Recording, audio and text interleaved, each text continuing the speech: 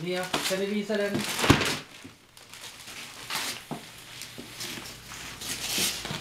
Ja. En telefon! Jag tror inte det är en telefon. Vad är det då? Får nu öppna kartongen också. Nia, kan öppna lilla paketet också. Okej. Men... pepparkakskläder! Nej. Jag vill ju vara det...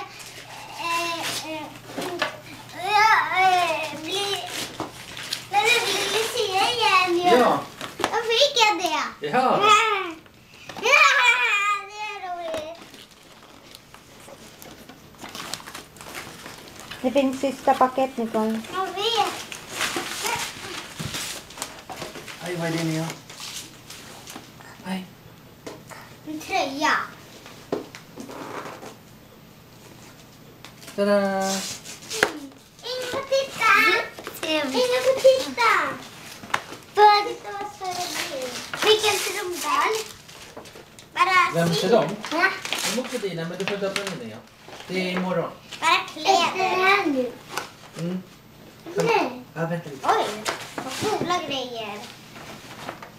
En till klänning. Jag fick också en gladel. Det passar. Vem ska ni tacka? Vilken? Tacka farfar och gammelfarmor. De är ju inte här.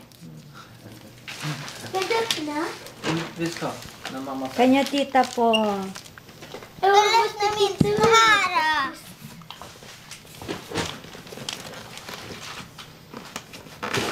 Aj, Nia, vänta lite. Ska vi öppna ordentligt? Nej, jag kan du vända om den. Nia, mamma vill se framsidan. Okej. Ska vi inte där?